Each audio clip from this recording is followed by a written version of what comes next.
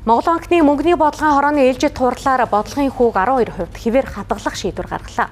За тухайлбал инфляц 1-ээс 7 дугаар сард харьцангуй тогтвортой байсан хэдий ч 7 дугаар сард 8.8% гарсан нь бодлогын хүүг хэвээр хадгалахад нөлөөлжээ.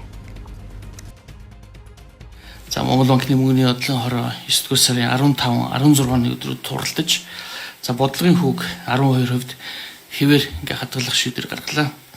За энэ бодлогын шийдвэрийг гаргахад одоо эдийн засгийн нөхцөл байдал цаашдын төлөвийг бол одоо гадаад дотоод орчны төлөвийг бол харгалзан үзсэн байгаа. Бодлогын тууштай байдлыг хангах, зээл санхүүжилтийн нөхцөлийг хэд татварлахгүй байж дунд хугацаанд доктортой өсөлтийг хадгалах зорилгоор Монгол банкны мөнгөний бодлогын хорооноос бодлогын хүүгийн 12%-д нь хэвээр хадгалах юм шийдвэрийг гаргасан.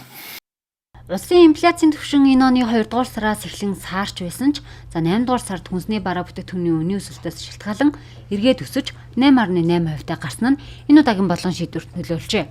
Цаашид инфляц алгуур буурч 2026 онд зорилтод интервалд орох төсөөлөлтэй байгаа ч засгийн газраас хэрэгжүүлж байгаа төслүүд, экспортын орлого болон валютын ханшийн төлөв, хүнсний үнийн өөрчлөлт зэрэг нь инфляцийг өдөөж болцшгүйг анхаарууллаа. Харин цагаан алт шинэ хоршоо зэрэг хөдөлгөөнүүдэд олгосон зээл нь хэвийн төлөлттэй хүдээчхан салбарын өсөлтөд нөлөөсөн гэж Монгол банкнаас үзсэн юм а. Тэгвэл орон сууцчлалтын тусгаалсан банк байгуулах ажлын хэсэг байгуулагджээ.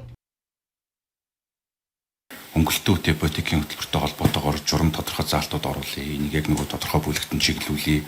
Яг тэр шаардлагатай хүмүүст нь илүү өртөмжтэй болгоё гэдэг чиглэлээр тодорхой саналууд боловсруулсан байсан.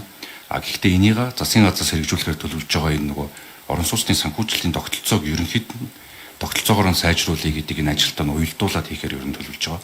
Тэгэхээр энэ ажил ер нь 26 онд хийгдэнэ гэсэн тооцоолттой байгаа.